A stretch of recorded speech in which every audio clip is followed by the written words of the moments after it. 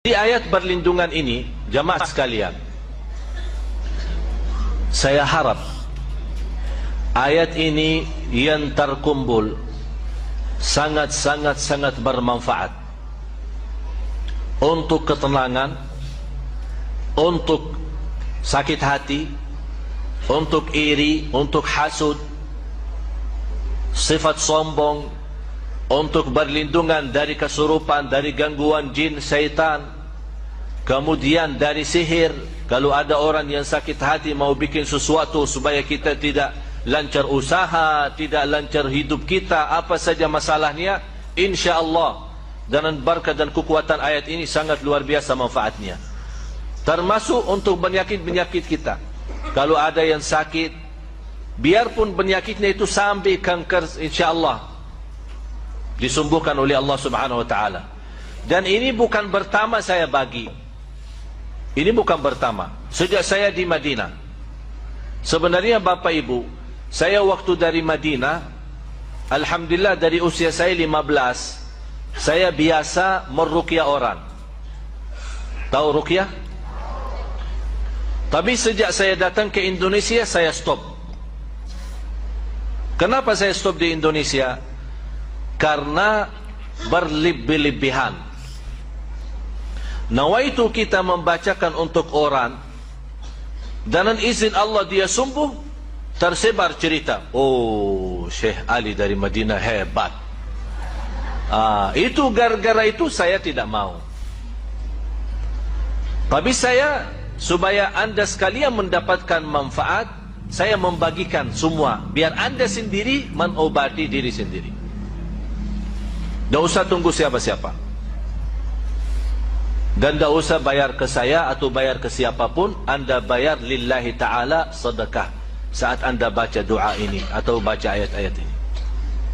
Mulai dari suratul Fatihah. Dan saya berikan rahasia suratul Fatihah, termasuk anak kita. Bapak Ibu, kalau ada di antara kita yang punya anak, istilah bahasa kita nakal, susah, tidak bisa salat, tidak bisa rubah, tidak bisa menjadi baik. Saat dia tidur, boleh bapaknya atau ibunya membaca Al-Fatihah dekat telinganya berkali-kali. Berkali-kali dibacakan Al-Fatihah. Kalau bisa saat dia masih belum tidur, kita ajak sama-sama membaca Al-Fatihah tanpa batas. Berkali-kali, sampai anda merasa sudah ngantuk atau sudah capek, sudah stop. Tidak ada batasnya. Itu subhanallah sangat luar biasa manfaat. Dan saya menajarkan keluarga termasuk anak saya, apapun sakitnya, dibacakan Al-Fatihah tanpa batas, sembuh. Tidak perlu insya-Allah ke dokter. Jadi jamaah sekalian, Al-Fatihah memang sangat luar biasa. Tapi mohon maaf, banyak yang suka memang baca Al-Fatihah, tapi belum memiliki keyakinan dan kekuatan dan barakahnya Al-Fatihah ini. Cukup dari nama Al-Fatihah untuk segala pembukaan, membuka semua masalah. Membuka semua masalah.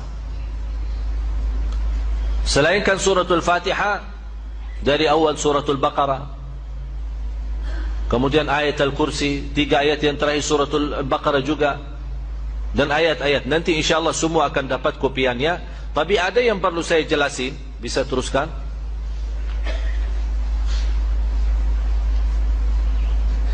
Ini 5 ayat suratul Baqarah. Terus suratul Baqarah masih ayat 20. Termasuk ini ayat khusus untuk hasud.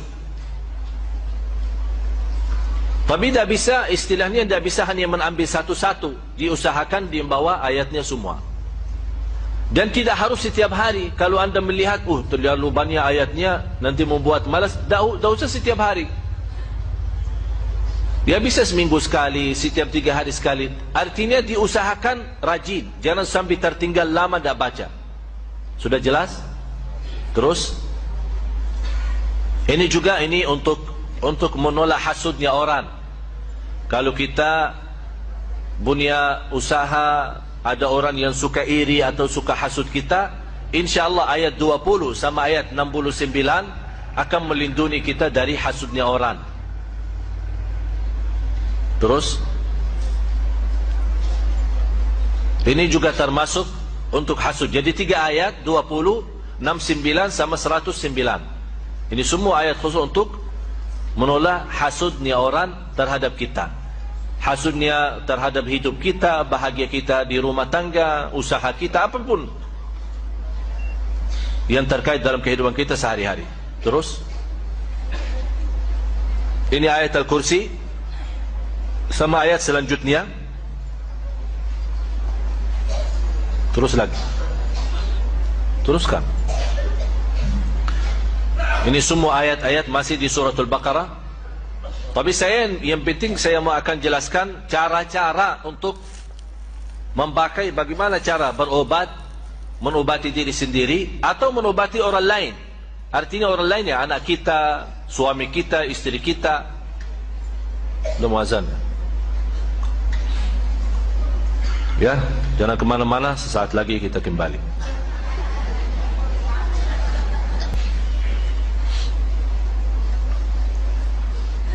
Alhamdulillah, Allahumma salli ala Sayyidina Muhammad wa ala ali Sayyidina Muhammad.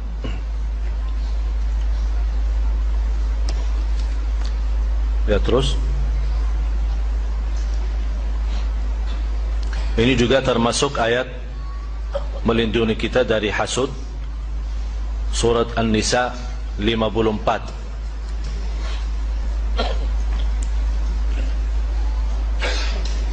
Ini juga termasuk suratul Hijr.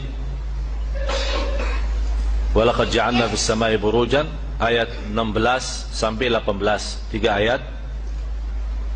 Kalau angka pertama itu nomor surah, ya, angka pertama suratul Hijr 15 itu nomor surahnya, surah 15 ayat 16 sampai dengan ayat 18.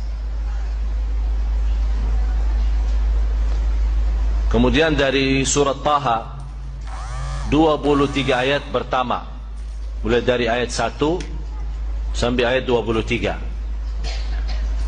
Ini sangat luar biasa manfaatnya bagi orang yang kena sihir. Orang pun yang belum kena sihir, mudah-mudahan dengan teruskan membaca ayat ini tidak akan bisa mengganggu dengan sihir. Terus ini masih surat Taha, surah 20 ayat 131.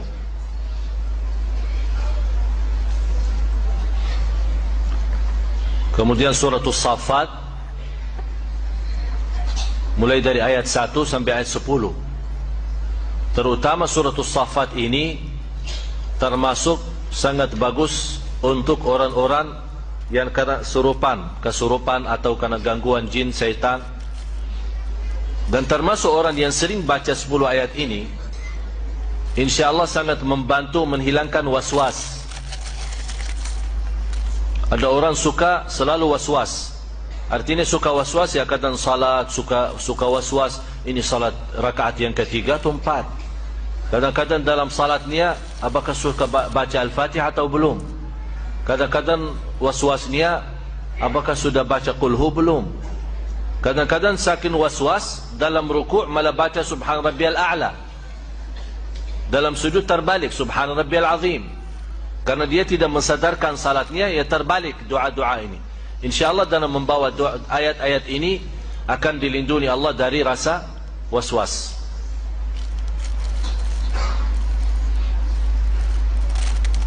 Terus surat Tabarak, terutama 14 ayat pertama, mulai dari ayat 1 sampai ayat 14. Kalau bisa teruskan saja sampai habis. Kenapa sampai habis? Karena 14 ini memang untuk melindungi kita dari godaan, termasuk godaan hawa nafsu, termasuk juga dari hasud, dari sakit hati orang, dari iri, dari sihir, dari gangguan jin syaitan. Dan sekaligus kita mendapatkan, kalau kita teruskan sampai habis, akan mendapatkan perlindungan Allah dari siksa kubur. Berarti surat Tabarak, kalau boleh, di antara ayat-ayat ini, kalau boleh yang dirajinkan dan teruskan baca setiap malam atau setiap hari adalah surat Tabarak. Selain suratul Baqarah, surat Tabarak. Dan saya pernah sampaikan, maksimal atau minimal kalau tidak bisa membaca semua ayat tersebut, jangan sampai lewat satu hari belum membaca 11 ayat daripada surat Al-Baqarah. Sudah tahu 11 ayatnya itu? Selain suratul Fatihah, baca 5 ayat pertama suratul Baqarah, ditambah 3 ayat bertengahan suratul Baqarah, ayat Al-Kursi, dan 2 ayat selanjutnya, 255, 256, 257, 3 ayat. Dan ayat pertama 5 menjadi jumlah berapa? 8. 5 ayat pertama sama 3 ayat, 255, 256, 257, jadi 8. Kemudian 3 ayat yang terakhir suratul Baqarah, 284, 285, 286, menjadi jumlahnya 11. Ditambah habis 11 baca surat Tabarak. Ini yang 11 kalau boleh dijadikan wirid kita sehari-hari, jangan tertinggal. Untuk apapun, termasuk godaan batin kita, fikiran, waswas. InsyaAllah kalau anda 11 ayat terjaga dan setiap hari, kurang dari 1 minggu anda bisa hafal. Karena sering dibawa, sering dibaca. Malah saya yakin di antara bapak ibu ada yang sudah hafal. Ada yang hafal ayat Al-Kursi? Semua kan? Kenapa bisa hafal ayat Al-Kursi? Ya, sering dibaca. Berarti ini salah satu cara mudah hafal Al-Quran, sering baca. Terus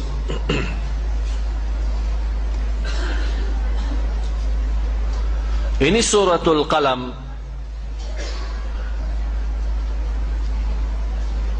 Nanti supaya saat anda baca ayat-ayat ini, suratul Qalam surah 68 ayat 51, saat anda baca ayat-ayat ini, tolong buka nanti Al-Quran di rumah, baca terjemahannya, artinya.